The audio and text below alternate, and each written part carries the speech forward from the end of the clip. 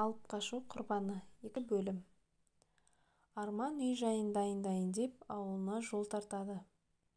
Күнде хабарласып, не дайындық жасап жатқанын, жақында бірге болатынын айтып, өздерінше мәз болып, болашаққа жоспар құрып, әзілдесіп, бірін-бірі қимай телефон тұтқасын қоюшы еді.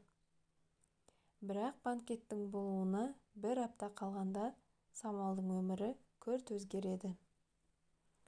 Барлық бәле қасындағы пәтерде бірге тұратын Жұлдыздың кесірі еді. Өтірік қу түлкідей сеніміне кіріп, арам пиғылын жүзеге асырады. Ағам үйленбекші еді, жеңгем саған ұқсайды екен, сен сияқты қара торы қыз. Болашақ жеңгеме үйге киетін халаттарын алайын десем, қай түсі жарасар екен деп тұрмын. Маған көмектесіп жіберші, деп өтінеді.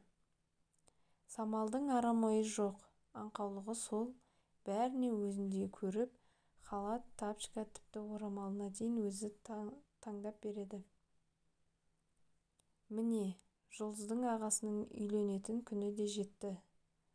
Жұлдыз қасындағы қыздарға жүріңдер, той көріңдер, бөтен емес құрбыларымсыңдар, деп шын жанашырдай тойға шақырып жүр. Қыздардың бәрі қуанышты. Той көреміз деп улап-шулап баратын боп келісті. Тек Самал бір нәрсені сезгендей, ол жаққа аяғы тартпады. Анасына хабарласып еді, байқашы, барлық бәле қазір қасыңдағы достарыңнан, құрбыдан шығады. Бармасаң болмай ма, дейді. Бұл сөзден кейін тіпті барғысы келмейді. Бірақ барлығы жалынып әлек. Жалғыз өзің қалай қаласың?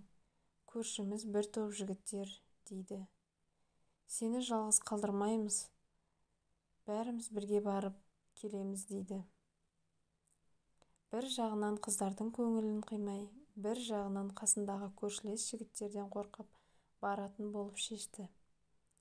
Өзін өзі жұбатып, барамын да қайтамын ғой, мынау тұрған жер, деп Жұлдыздың ауылына келеді. Ауыл адамдары улап-шулап жүр, келінді күтіп. Самалға да қызық келінді көру. Қандай өзі маған ұқсайды деп едің, деп қояды, көргісі келіп. Бірақ бұлар ауылға жеткенде әлі келмеген екен. Барлық қыздар құтты болсын айтып, ішке кіріп жайғасады. Өздері ештеңе сезер емес. Жұлдыз қайта-қайта сыртқа шыққыштап жүр. Қыздар аса мән бермеді. Ағасы үйленіп жатқанда бір орында отыру мүмкін еместігін біледі. Бір кезде Жұлдыз бастап бір қора әйел кіріп келеді.